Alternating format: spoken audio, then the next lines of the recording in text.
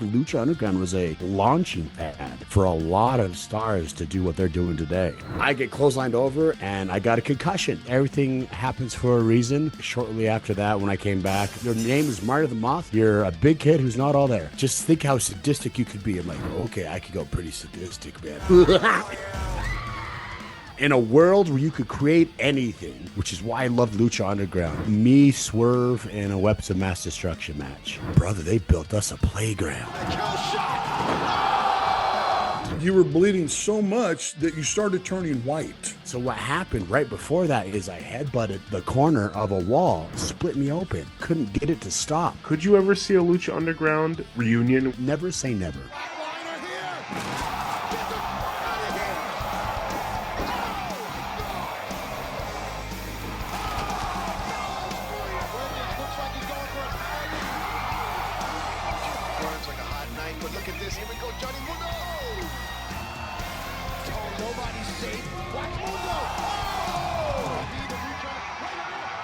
Welcome everybody to episode 2 of Goin Underground, and today I'm joined by not one, but two Martys. Marty Elias, tell us who you've brought with us today.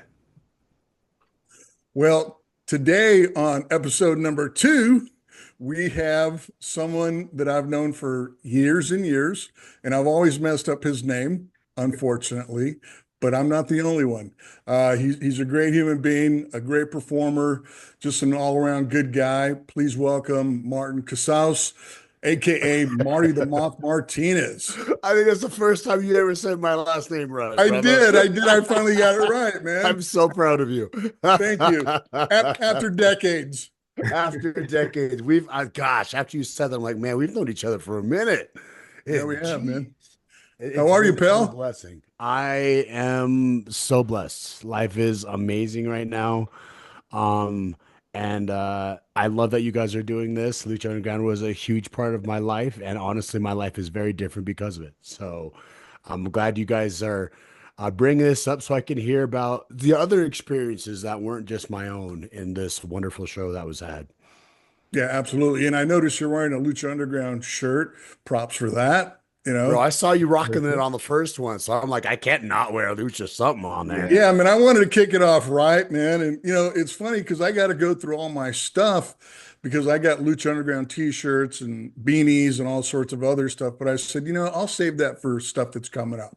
So this is starting to become memorabilia too, because now I have a bunch of shirts, and sometimes I feel bad about wearing them because I wear them like as a regular shirt, and they start getting worn out, and I'm like, ooh, actually, people are starting to like sell these shirts, and the little tag someone gave me, a tag from like season 3, a VIP thing. Like people are collecting anything that says Lucha on it and just keeping it.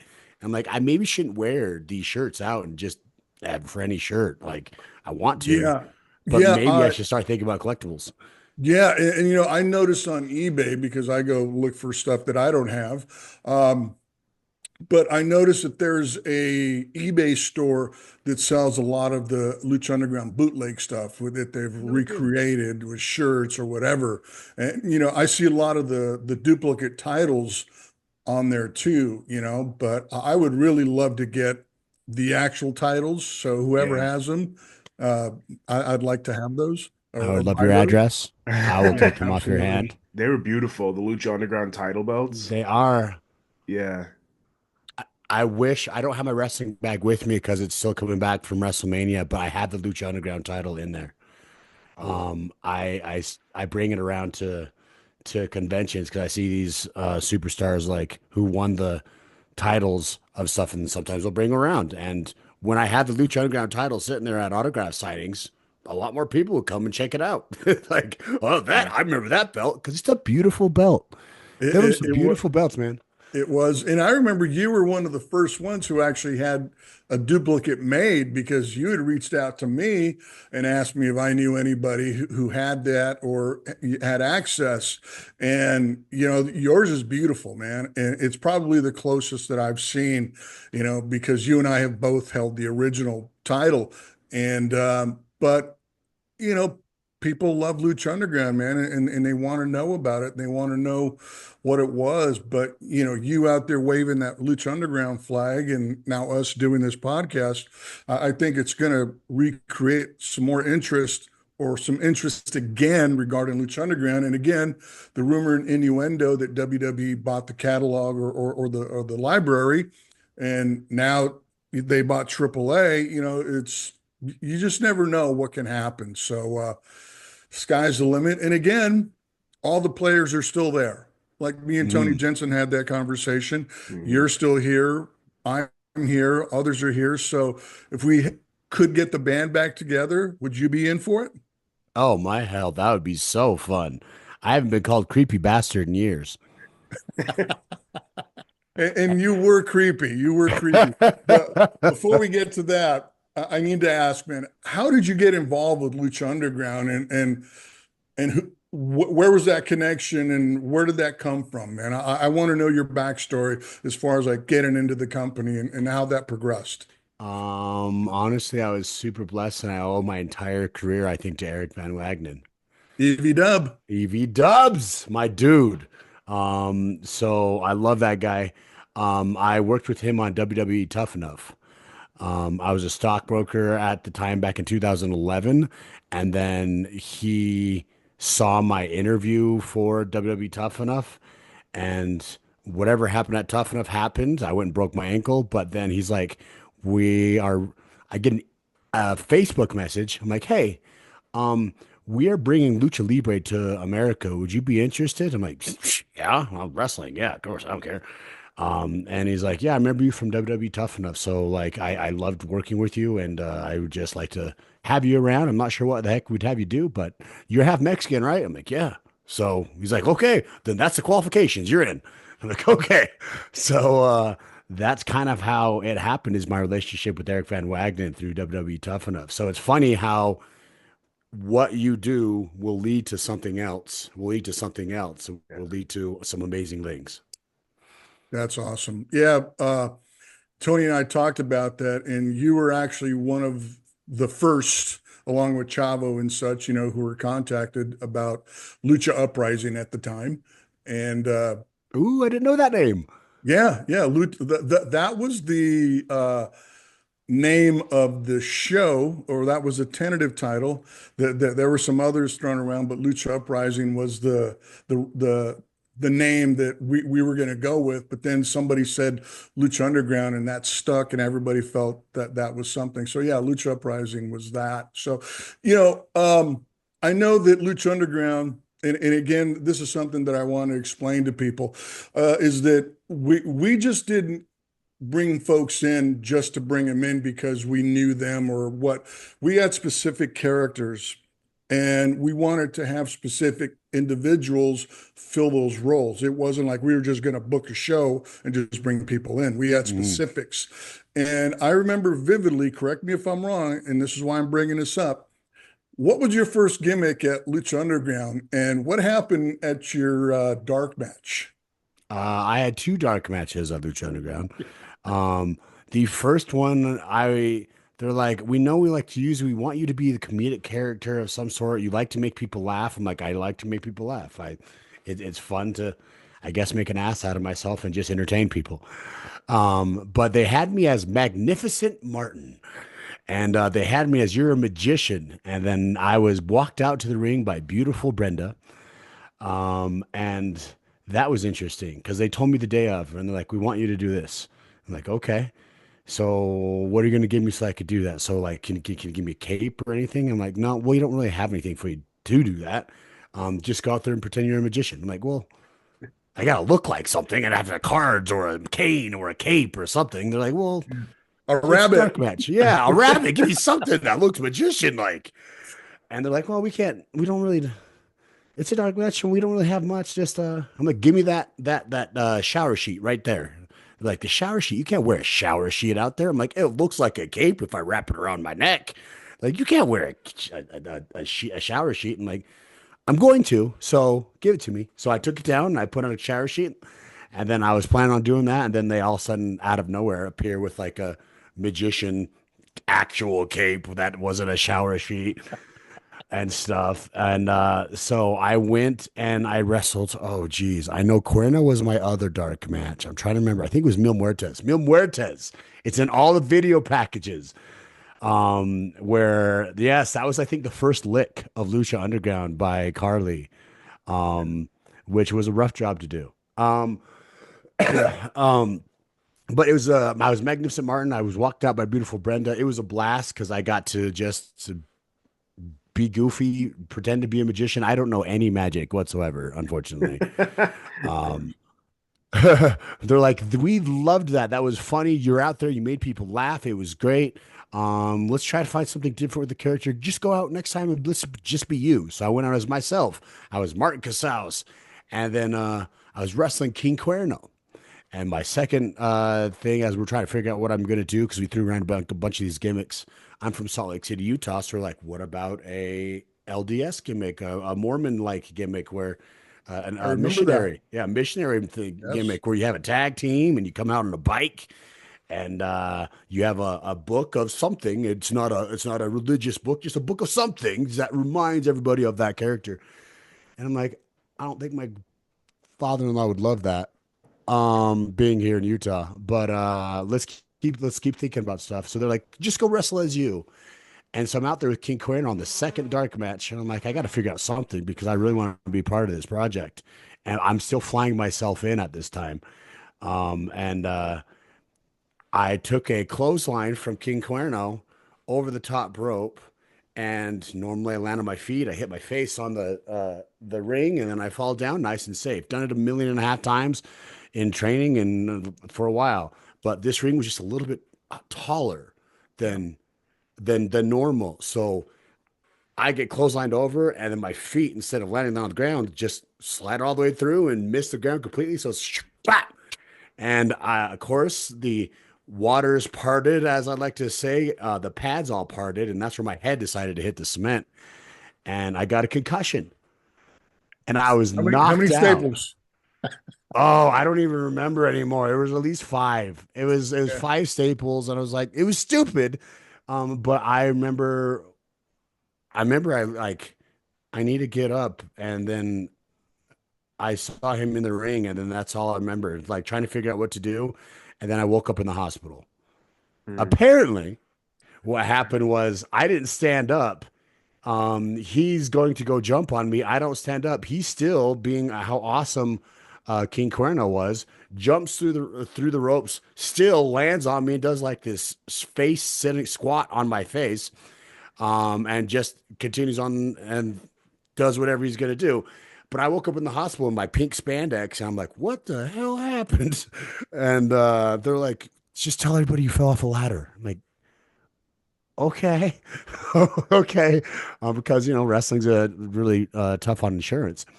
Insurance doesn't love wrestling. But I Workman's got comp knocked hates out. wrestling. Yes, workman's comp hates wrestling, but I love workman's comp because I don't have to pay the bills.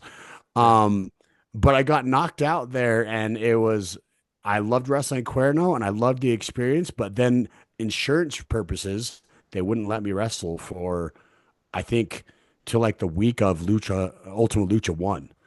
So like, Yeah, because I remember you were there, and I remember that we had you actually try on a white shirt, a black tie, and we had the helmet too that you mm, put on.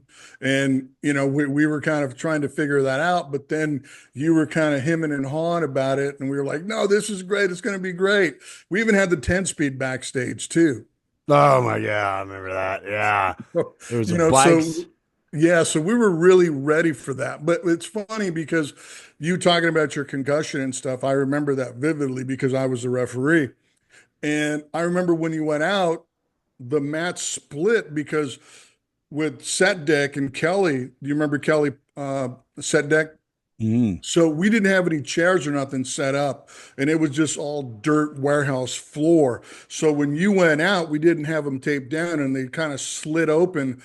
You went down, and boom, there's where you caught yourself. I remember that vividly. And I counted you out, and Corno goes, "What happened?" He's out cold, man. He's not getting up. And you know, welcome to Lucha Underground. Welcome to wrestling, kid.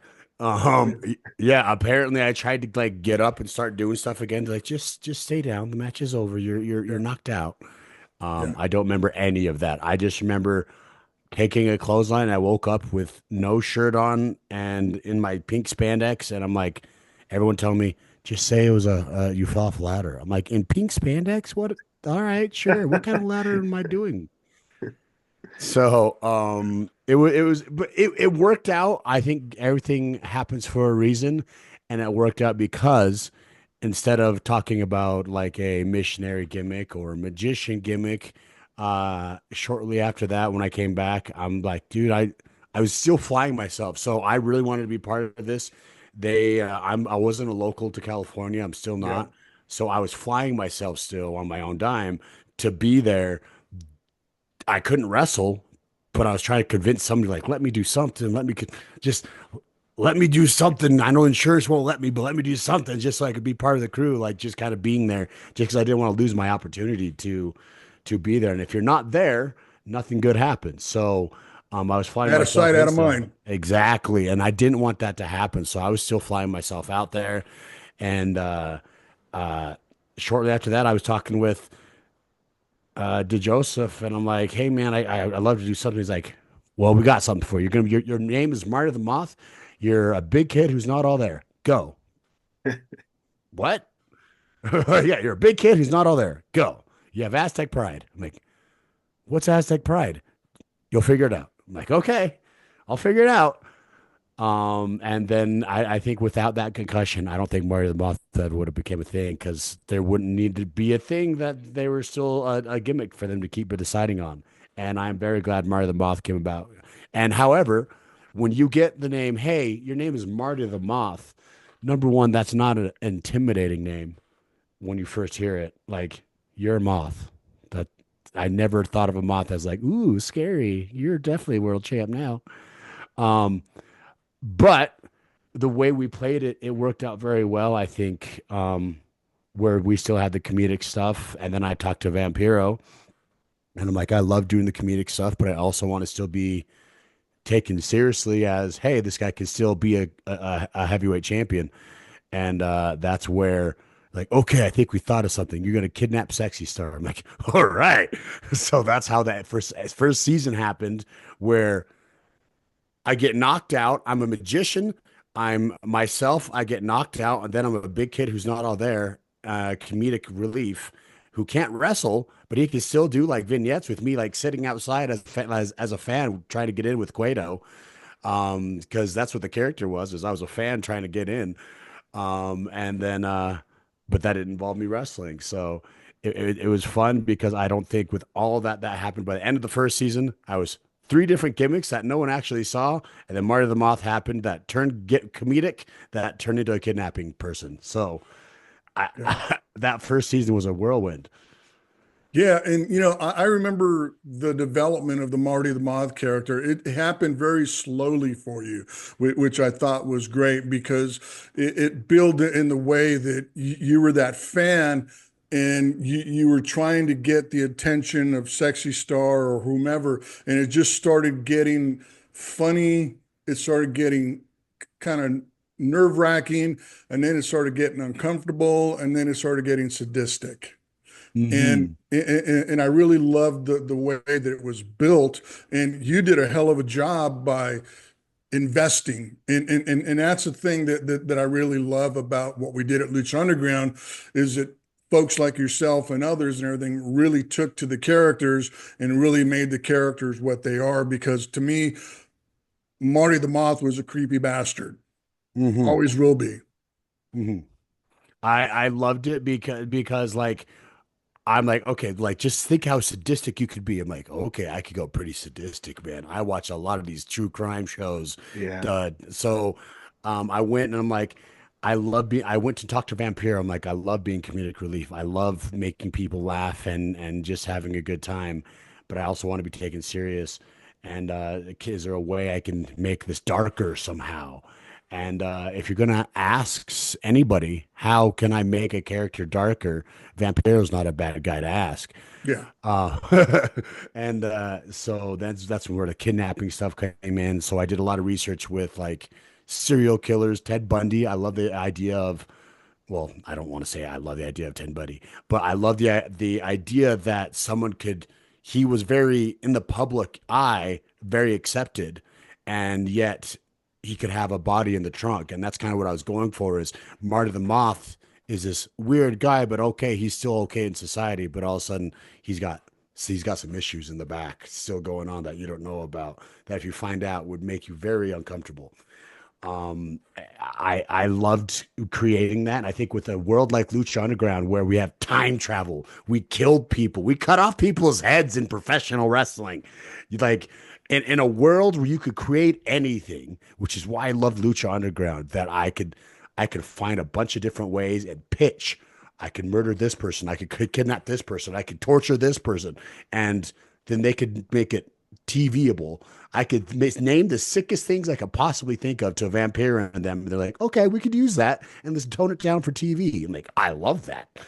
So it was a blast working with that whole creative team and having the ability to be creative, because I don't think everywhere in the world you're able to have such creativity with your character and the way stories go.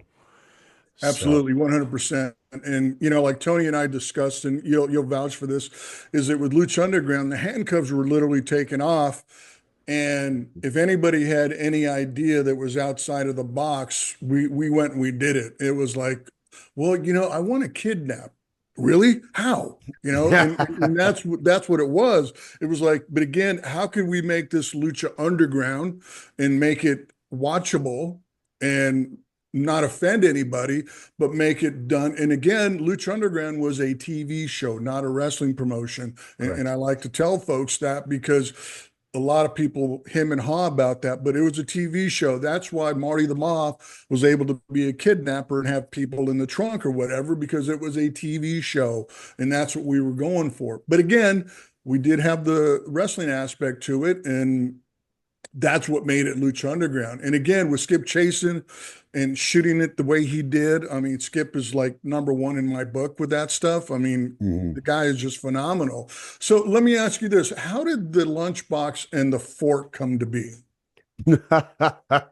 they just handed it to me, and then they're like, hey, here's a lunchbox. I'm like, okay, because they wanted me basically to be a big kid.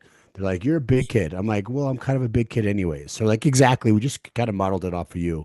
I'm like, okay, awesome. Well, here's a lunchbox to use. It said Aztec Pride, and I'm not sure what made them give that to me, but I'm like, well, if I have a lunchbox, you guys should put lunch in there. Don't just give me a lunchbox and put nothing in there. There's like napkins in there the first time they gave it to me. I'm like, if you guys are going to give me this lunchbox to use during the match, like put food in there so I could slap somebody over the head with it and I'll eat out of it or whatever. And then they have Beef the jerky, fork. right? Beef jerky, yeah, or Yeah, something like I that. remember Put some that. food in there. I need some sustenance. And then there was the fork in there. I'm like, I'm sick and twisted. I might as well finish my meal and then have some fun with the fork. And then I'm like, what could I stab somebody with this? And then that's when some of the writing crew is like, oh, you are fighting Phoenix right now. I'm like, could I stab Phoenix? They're like, I think you can. I'm like, did I just get approved to stab a person? Sure. Yeah, let's do that. That'll make good TV. Yeah. And then that gave me the ability to work that fun angle that I had with Phoenix with the hair versus mask match, and the whole girlfriend angle with Melissa Santos. I think Melissa Santos was a huge part of establishing the sickness of this character, because just while she was announcing me, I got to play with her a bunch. I think that was the fun times, and just people don't like people treating people badly, especially a man treating a woman badly. And I wasn't doing anything badly to her. I was just, in my idea of the character, he had boundary issues. There is no boundaries, so I could come up and just smell how beautiful you smell. Very creepily close to you where I can drip on you. And I dripped on her all the time because I make myself nice and wet going out there. And Melissa Santos would always get dripped on. But every time I go on behind her and smell her or something like that and wave my arms in the Marty the Moth thing, the crowd would go very angrily. And so before the match started, I was already very hated. And I think it was hugely because of just Melissa Santos, everyone loving Melissa Santos so much and hating that I was not having any boundaries with her. And I think that established the character very much. Where the creepy bastard, which by the way I haven't heard in years since Lucha Underground, they stopped chanting "creepy bastard," which makes me sad. And someone brought it up the other day. It's like, "You're still my creepy bastard." I'm like, "Oh, I never thought that'd be a great thing to be excited about and thing I miss." But tis is wrestling. I never thought I'd be excited about people flipping me off and throwing beer at me either.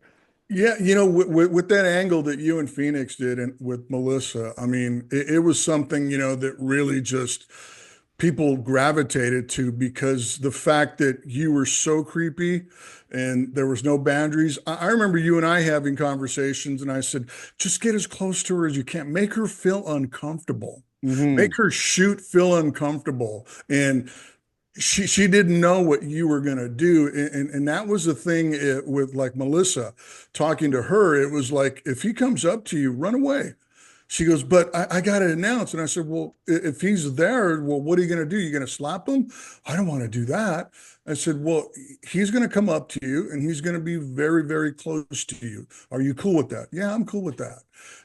And she actually took that part and really just ran with it. And there was times she really did feel uncomfortable with you doing what you did because you were a creepy bastard, man. But again, it came across that way and people felt it. And I think that's why the believers in the temple. And then when you go back and you watch it, I've even seen some of the stuff recently, and I went, wow, man, he was really pushing it there, man. But again, it made for great television and it made great episodes and stuff. So let me ask you this. What was it like working with Phoenix? Oh my gosh. This is the one thing I love that I think in most locker rooms there's a sense of pride in most locker rooms of hey, yes, this is my promotion. But in Lucha Underground, it was different because we wanted this, all of us wanted this show to succeed. You would see guys in the back watching each other's matches and cheering each other on, like, and then like, oh, this was good, this is good. Have you thought about this? And like giving each other kudos and love and critiques.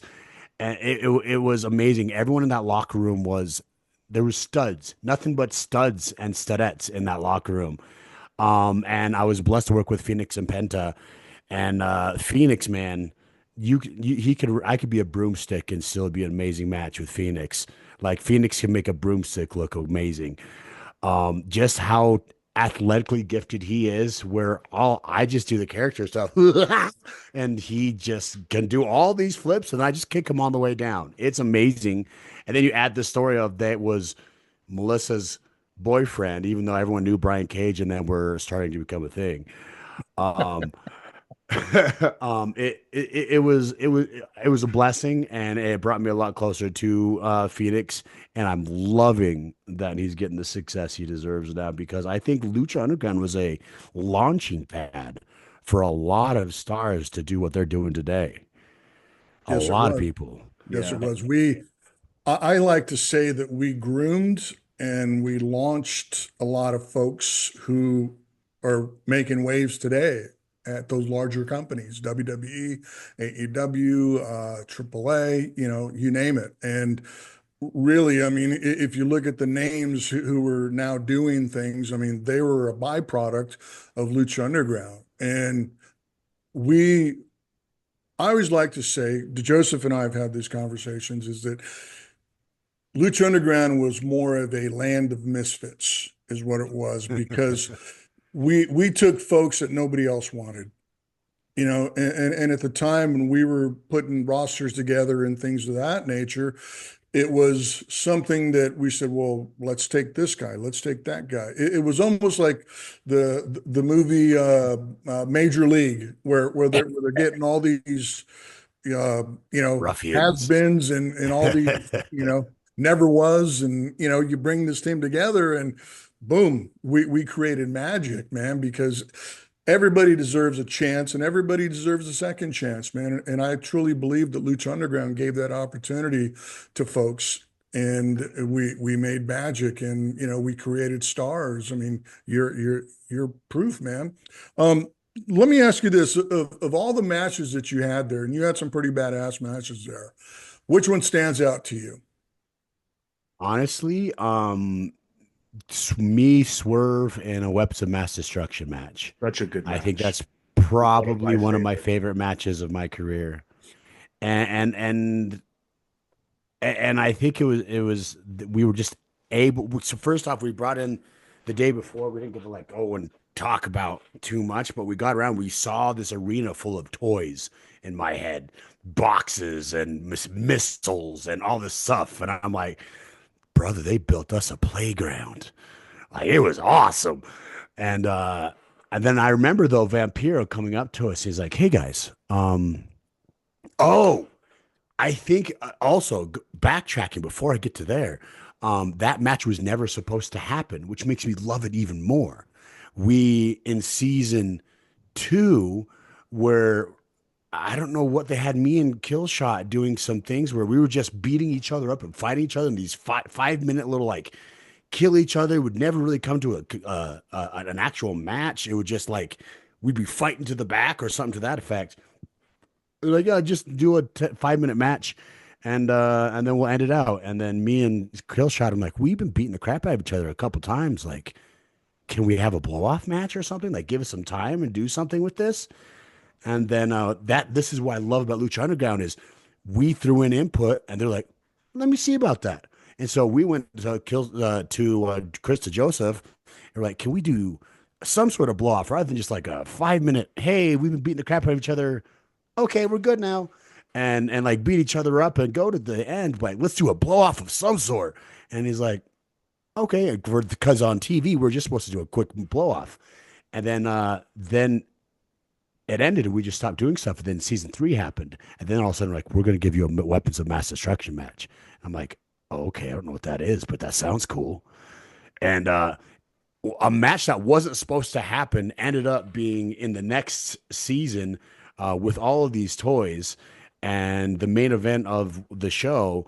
And I remember Vampiro coming up to us and he's like, hey, none of you guys have been main event of this show before. And this is a big deal. So if you screw this up, I don't know if you'll ever see main event again. I'm like, ouch.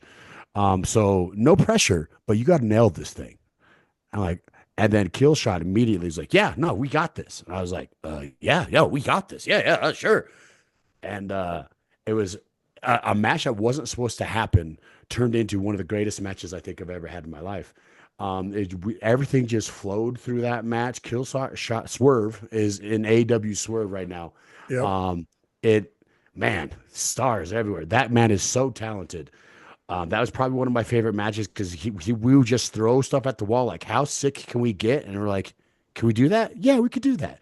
Can I hit you with this gun? Yeah, we could do that. Can we throw you off here? Yeah, let's do that. And that was one of my favorite matches I think I had because Killshot was so amazing. It wasn't supposed to happen. Vampiro said, "This is the main event. If you don't do this right, you probably won't main event again." And it was Swerve's confidence, like, "Duh, yeah, well, yeah, we're gonna nail this." And I confidence in what I do is what I think Lucha Underground gave me finally because I'm not I'm the best at everything. I'm not super confident in a lot of things I do. I always self-critique myself, and that's an issue that for my entire life, everyone self-criticizes themselves. Yes, they Um, do. but it was that match and Swerve's confidence in like, oh yeah, no, we got this. Like, oh yeah, yeah, we got it. Sure, for sure. That made that one of my favorite matches in my career just because I think it stuck out and it was a random match in like season 3 episode something like very early, but I think that projected some amazing things of like, oh, these guys can go. And I think that was the beginning of, I think, him and Dante Fox doing their Weapons of Mass Destruction match, which I think was one of his favorite matches. That one right there is probably my favorite match by far. Is everything just flowed? Weapons of Mass Destruction match, working against a guy named Swerve, and that was man, he's just so talented. I'm just super blessed. All of my matches there at Lucha Underground, I was like Yeah. stud versus stud versus stud. I even had I got to work a lot of intergender matches with Sexy Star, like another stud at, Yeah. I guess. Do you Yeah. remember during the weapons match when you were bleeding? Because you did bleed a lot in Lucha Underground, and we'll get to that. I played a lot in Lucha Underground. Do you remember when you kept pushing your hair back and wiping your face? Is this the Penta match or the Phoenix match? No, the weapons match. Oh, the weapons match. Oh, I remember putting up on my face because there's blood in my eyes. Yeah, I do remember that. And you Yes. kept doing this, you kept doing that, and I said, "Don't wipe your face." I remember one time in particular, one of my favorite memories with you, actually. Oh, who threw the chair? I think it was Killshot. I'm sitting in the corner, and I think Killshot comes up and just chucks a chair into my face, and it hits me, and I put my head down, and then you run up. Hey, you're bleeding out of your face pretty bad. Enjoy it. Show the crowd. I'm like, enjoy it. Show the crowd. Never in my life, only in wrestling will I hear like you're bleeding profusely out of your face. Enjoy it. Show it off. But I looked up and we made a whole spot out of it, and there was blood coming down, and it made great TV. So It did. awesome on Marty It to see was that cool, man. opportunity. Is right when you did that, the camera, remember the handhelds, came right and got you. And it was just psychotic Marty the Moth bleeding and smiling with that shitty grin, you I've know? had And so many fans come up to me like, "I love your shitty grin." I'm like, "It's just my face, man. I'm sorry. I was born with it." There are so It's many just my great smile. moments in that weapons of mass destruction match, but the finish is probably one of my favorites that I've ever seen. The double stomp off the ladder through the table, swerve on Mhm. you. Do you remember like going into that finish, or was that talked about before the match that that was how you guys were going to end it? Because it's pretty incredible. It was awesome. We just tried to see what is the worst things we could do to each other possible. And that where he's like, "Well, my finish is this." Well, he's like, "Well, okay, that sounds great. Let's do it." So that's as much as we really talked about it. It was Wow. I wasn't too stressed about it. I just knew right before the big stomp, he was going to rip. I was wearing his dog tags this whole time. The whole story was about his dog tags, and the rip. He's getting his dog tags back. That meant so much to his character, and then stomping out the bad guy was, in my head, a great way to end. That was a more fitting way to end me and Killshot's little feud than, hey, we're just going to beat each other up and we're okay now. Yeah. Like stealing the dog tags. The bad guy finally got his dog tags he's been searching for, and gets to double stomp the bad guy. And that when I remember laying there after going through the table, just staring up at the lights, I'm like, we did something really cool right here. This was cool. I remember the fans were very loud. By the way, the environment in the Lucha Underground Temple was like something I've never experienced in any wrestling company.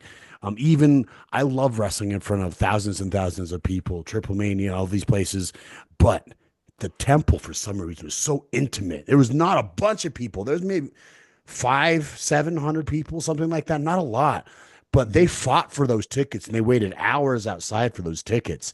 You remember the And lines? oh, I loved it because I'd go out there and mess with everybody. And it was so fun because they're all for it. But it was intimate, it was loud, it was the fans were in it, they were bringing stuff. It was Lucha Underground fans and the Lucha Underground Temple. I don't think it would be very hard to recreate that. I think many places have tried, but the environment in the Lucha Underground Temple was like nothing else. And I think with the folks that we had, like yourself and the core group, I mean, everybody just came together, like you said earlier. Everybody just wanted it to succeed, and succeed we did, and in a very big way that people are still talking about Lucha Underground. And I really love the fact that you just hit upon something is when he went to Triple Mania, we did that Lucha Underground match. That was your first time in Mexico working for Hmm. Triple A, wasn't it? So what was Correct. that experience like? Because I remember busting your balls at the arena and you were just watching and you were looking around and taking photos and doing stuff. And I walked up to you, I put my arm around you and I said, don't fuck this up.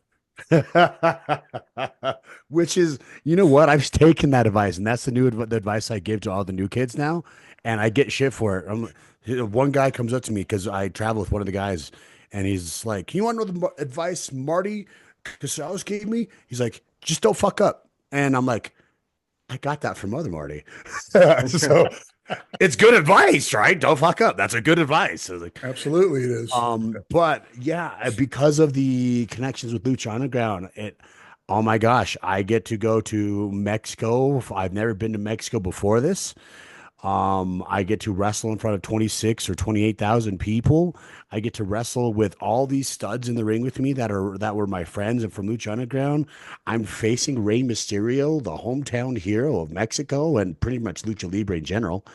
Um, how can it not be excellent?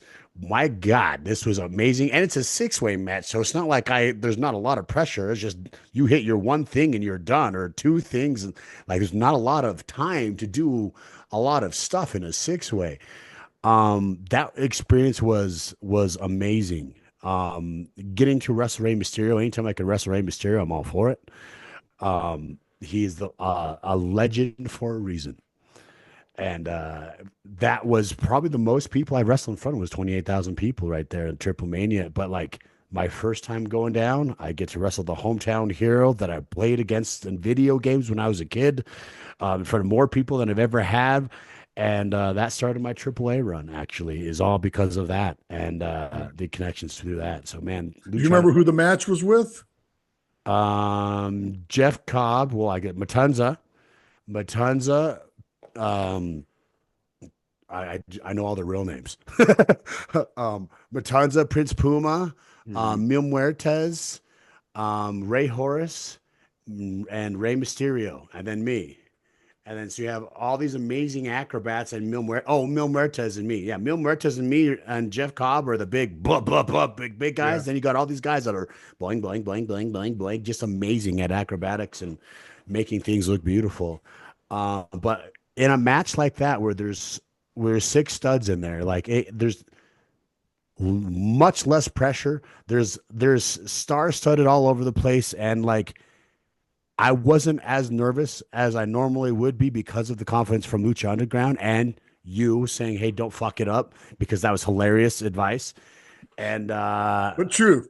but true, which is now the advice I give to all the new guys because of you. I didn't even realize that. Um, Man, that was an amazing experience, and it all because of Lucha Underground. Just seeing that many people in a different culture and with the actual Lucha Libre, like Mexico's where Lucha Libre Yes, it came from. is. It's a great feeling when you're there, especially in the home country, so to speak, where Lucha Libre was born and it's still there and it's still real. And, to be able to perform in front of that many people and get over and, just have people love it. Yeah, man. I mean, it's a great experience. And it was a very different experience because there's all these people versus the small, intimate environment of Lucha Underground where everybody's right there in your face. But also all the stuff there, like the gym and stuff there was all brand new stuff and stuff that was good and stuff, but they made it look rustic and underground. And then you get to like AAA where everything isn't underground and rustic. It was just big and wow, the lights and all this. And oh my gosh, it was amazing, man. It was awesome. That's cool, man. That's very cool to know that your experience there was awesome. And plus you had a great referee too. I had an amazing referee. Yeah. Like one of my favorite moments is you telling me, "Hey, to look up from that chair." And I'm like, first off, as a professional, he knows this is going to make good TV if he just shows off his blood. And that made great TV. So as a professional, having a referee that can help create those moments in the ring that maybe necessarily I wouldn't catching in my head that like, oh, I'm bleeding. And then my hair kept getting in my face. So I would keep wiping this up, but that would keep wiping off the blood. And so when there's blood, you might as well show it off. If you're gonna bleed, you might as well put it to use. Well, another So it's awesome to be working with some great referees and talent everywhere in every aspect. I was gonna say another moment that involved a lot of blood was Ultima Lucha 4, you and Penta. I mean, that was a Yes. crazy match too. Yeah, can you take us back to that match? Because you started bleeding early in that match too. I feel like it's in the first few minutes, right?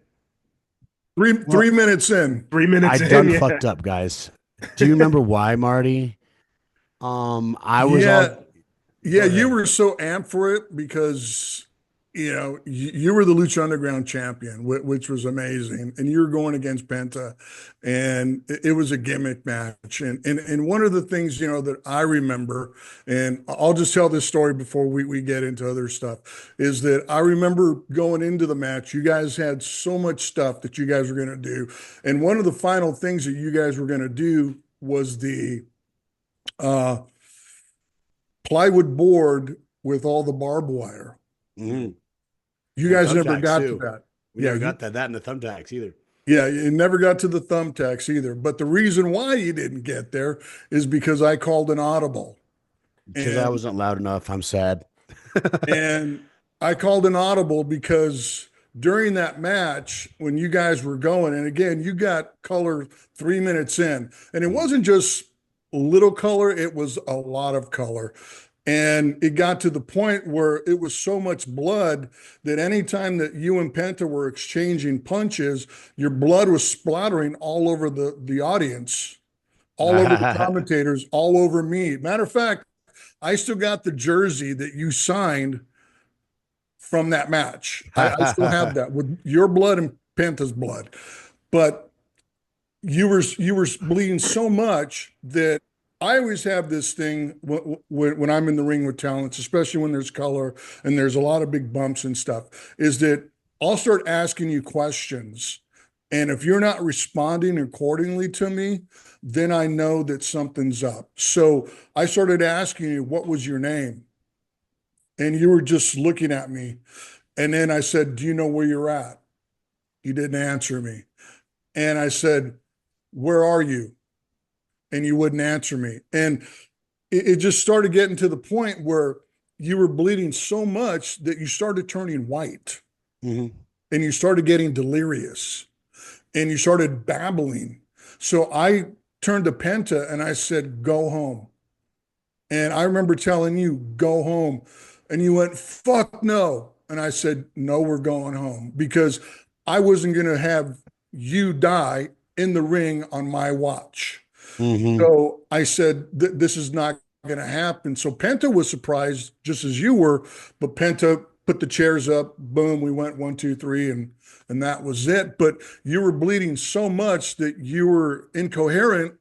And again, when my talent is in the ring and they're not communicating with me the way I start asking these questions, then I know that we need to go home. And then after the fact, we went in, you were upset with me, which Mhm.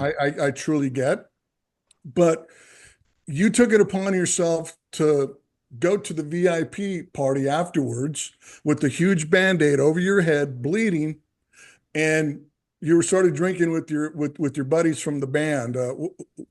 I had my buddies from the band Killswitch Engage there. Yeah. They Oh, did my shit. entrance Wow. music and they were trying to get some.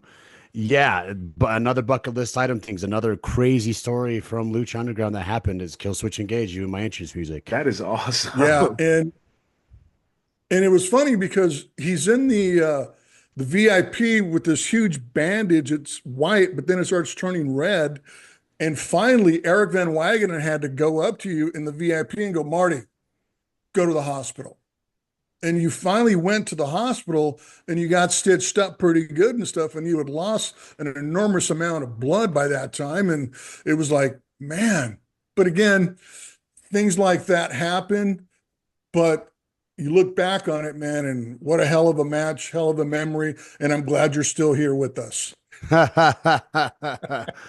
I'm glad too. I was ticked. I didn't hear the original questions, but and then I didn't want to go home because I was all there. I was just not many referees have come up and like, hey, are you okay? And I said, uh-huh, uh-huh. But I didn't say it loud enough to communicate. I needed to be better at communication while in there. So when you said go home, I'm like, what? Fuck no. No, we have so much shit to go because I was all there. I was bleeding profusely. I knew that.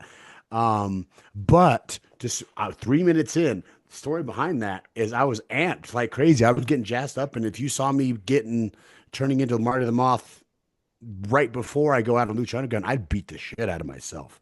I'd like slap myself and like get jazzed. And so what happened right before that is I headbutted the corner of a wall, and because it was the corner, it split me open. And so then it started bleeding, and we couldn't get it to stop right before the match. And I'm like, well, we can't go out with me bleeding. And so storyline wise, that is why you see me instantly start bleeding right off the bat, is because I got jazzed up and amped before the match started. I headbutted the corner of a wall and it started bleeding. We couldn't get the damn thing to stop. And so we're like, you know what? Let's just start the match with you taking a chair shot to the face and your entrance so that we don't see it and we can explain the blood. I'm like, okay, I guess it's my fault. So let's just take a chair shot to the face. And so that's what we started the blood right off the bat, is because I got jazzed, and I was pretty hard on myself because I think things didn't go the way I wanted it because of my communication. And so that's where it was before the match before that I was upset about something where I headbutted at things. And that match was super fun. I'd never had color like that before.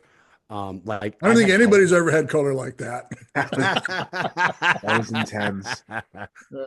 But I remember Rick, like growing up, Ric Flair with the crimson mask, and I'm like, I want a recreation of this. And if I'm gonna bleed, I might as well not do it half-ass. If I'm gonna do anything, you're gonna do it full ass. Never go half-ass. Always go full ass. Yeah. And so I went full ass that time because I screwed up and headbutted the corner of a wall and started bleeding before. And so that's why we had to start with take a chair shot to the face for the very first thing. Do you remember going through the glass? Yes.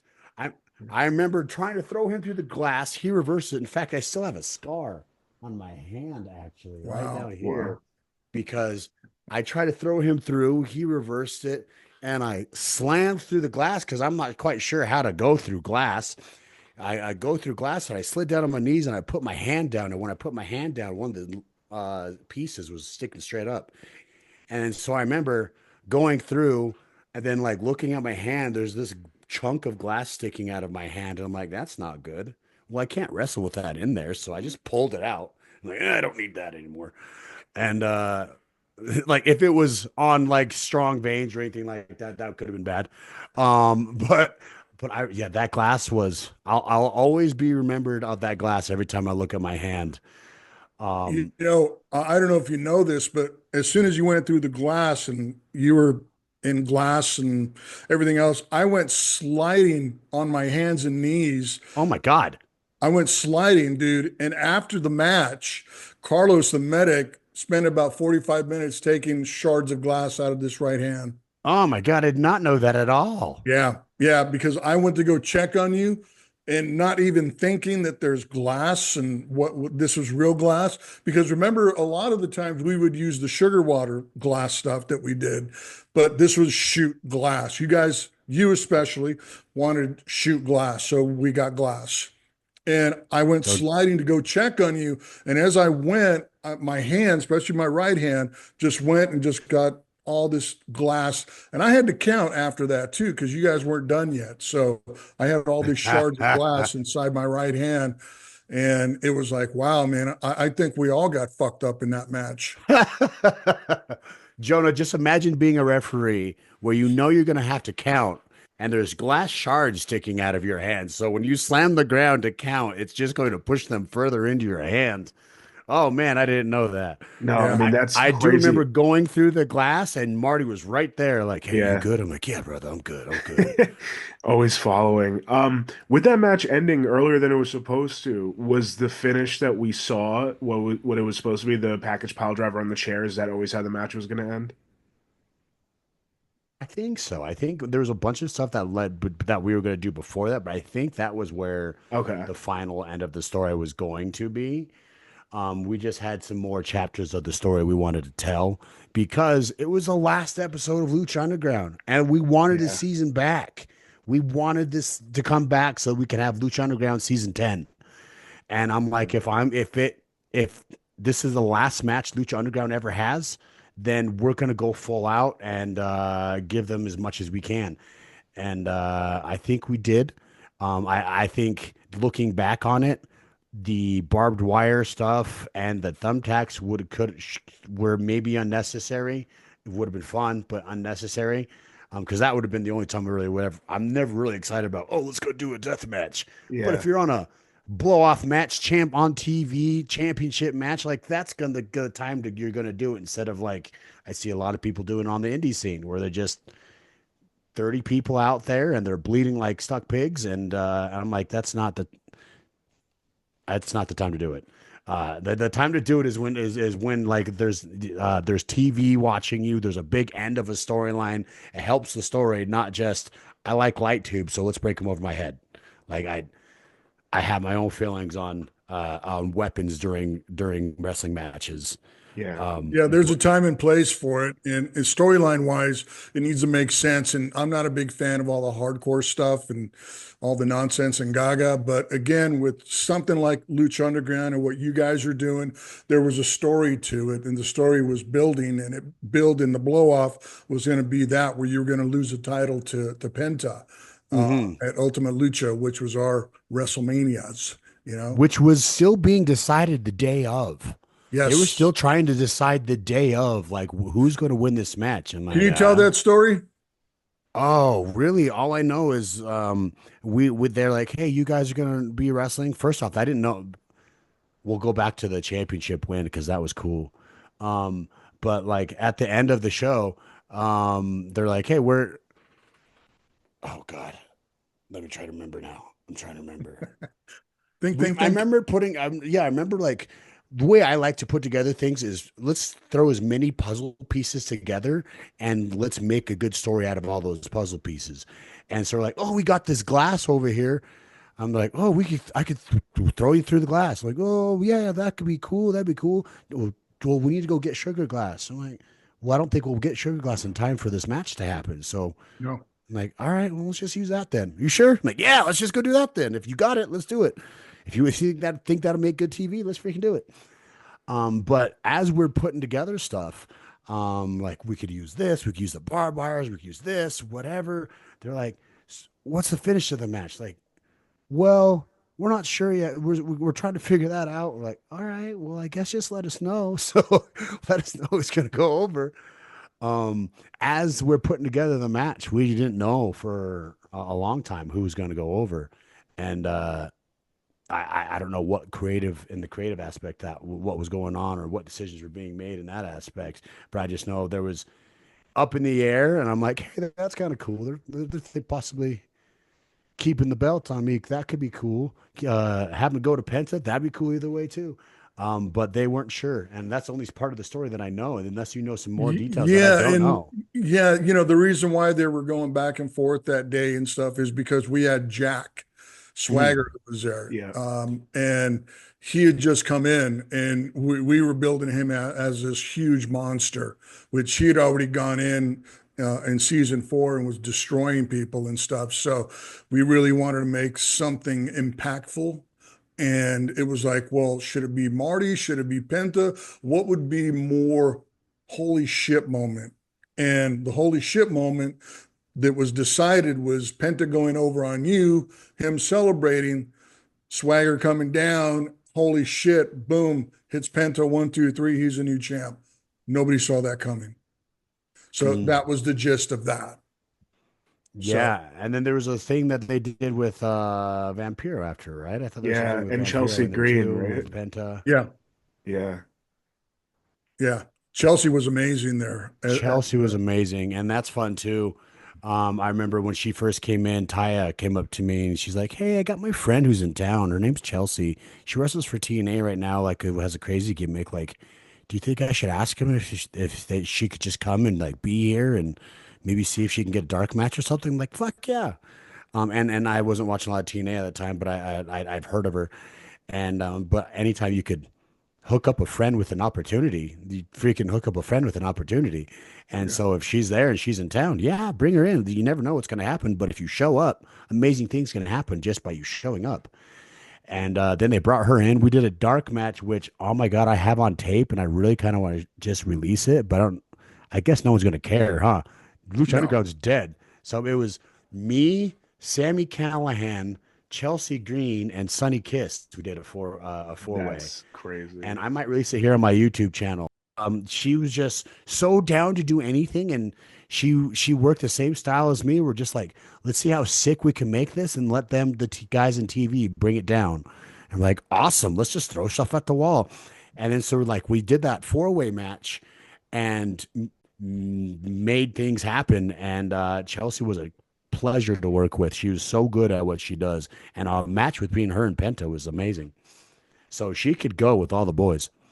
Oh yeah. Chelsea's amazing. Yeah, there's just so many, there was just nothing but freaking talent in that arena, man.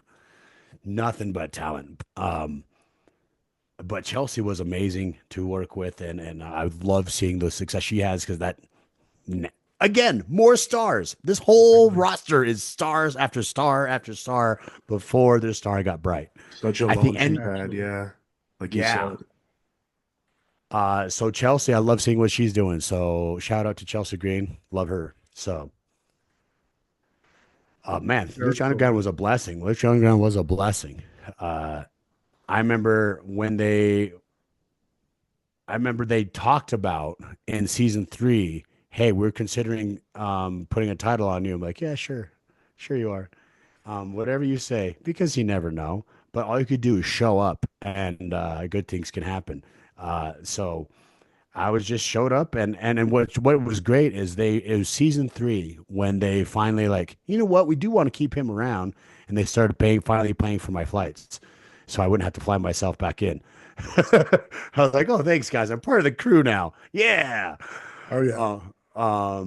And I remember it was in season 3. They're like, hey, yeah, we're thinking about maybe giving you the title. I'm like, oh, okay, sure, whatever. It's not my decision, so you guys do what you do. And then the day of, they're like, hey, you're winning the title today. I'm like, what? Like, yeah, you're winning the title. I'm like, so I'm wrestling Penta? Like, yeah, but you got to wrestle for the Gift of the Gods first. I'm like, so I'm winning the Gift of the Gods and the Lucha Underground title today? Like, yep. I'm like, okay. All right. That's awesome. Like, you always hope, you never expect, and you work your ass off and make it the best you can. And so the day of, they came up and like, yeah, you're going to win the Gift of the Gods, and then you're going to fight Penta, and you're going to go in there and win the Lucha Underground title. And that was a really cool moment for me, because in my head, and just confidence-wise in my career, that was like, you know what? I paid my way to get here. I stuck out through a magician gimmick, a randomness of trying to make it in this business, and I'm getting a title now. And so I remember that day happened, where I had my parents there, I had my wife there. I was like, this is going to be one of the coolest moments of my life, and it was. Just like, hey, you're actually kind of all right at this, and I think it Lucha Underground was huge in developing people and showing their true potential. Like, now you see so many stars. We keep talking about stars, but it started with garnishing the craft that they had there, and expanding it to make it bigger and better. Well, we said this last time with Tony, and I feel like it's the way we're gonna like end a lot of episodes. But could you ever see a Lucha Underground, reunion? We mentioned it briefly at the beginning, but do you think that could ever happen? Some type of like even like a one-off show of Lucha Underground? I think it's possible, and I think it'd be wanted. I don't foresee it happening, but I think it'd be super cool. I think with everybody so spread out and everything, how you know what? Anything's never say never. Yeah. I think in wrestling, professional wrestling, never say never. I think especially that, like, there is a underground love, like, fan base for this show still, that didn't want it to go away. And with what you guys are doing here, showing the backside stage of things, the inside stuff, it's going to just feed that. So you guys are going to just keep feeding, making a bunch of hungry believers because of your guys' show right now. Thank you. So I say never say never. I would love for it to happen. I don't foresee it happening, but I would love to see that happening. Never Even say just never. never say never in Yeah, wrestling, exactly. man, Never. ever. So, man, Lucha Underground was something that changed my life. Now I'm able to be in video games and TV and create a brand that would never have happened without the amazing people at Lucha Underground, without guys like Marty, who's like, "Hey, look up, you're bleeding, enjoy it." What made great moments on TV that fueled the character of what this is. I found. Did you know there's Lucha Underground smut? No, Yeah. I didn't know that. Uh-huh. There is some creepy things where, my God, there is some stories, fan fiction of Lucha Underground characters.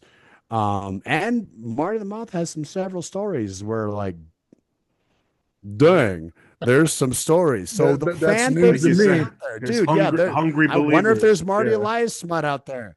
No, no, no, no, no, no. Believers. There is hungry believers, Well, and if they want there's every not piece yet- of Lucha Underground they can. If there's not yet, after this episode, there will be, I'm sure, some Marty Elias stuff out there. Marty Elias smut. Hashtag Marty Elias smut. Let's get it happening. Yes. Not this guy. Guys, what we created, I think, in Lucha Underground was life-changing for so many people. I think with the relationships I created, like, I love Marty to death. We've known each other for years now, and we've loved each other. Like, I feel like every time we get near somebody from that show, it's like we're brothers and sisters. And I think that when brothers and sisters, or when a good community of people strive together for a common cause, amazing things happen. And I think Lucha Underground is an example of that. Amen, brother. Thank you so much. Appreciate that. Yeah. Marty, So- thank you for coming on, bro. We truly appreciate it, man. It was great seeing you and talking to you, man. Keep pushing that Lucha Underground love, man. Never say never. And I hope the believers enjoy this episode. And, Going Underground is just going to start paving the way. That's right. Believers, you're watching this episode by promoting the crap out of this Going Underground podcast. Going Underground Underground, podcast. episode 2. And many letting more. people know the truth of Lucha Underground, what really happened. And let's bring the love back, because when you love something, the love never dies. So Amen. thanks for having me on here, guys. Thank you so much. Thank guys. you.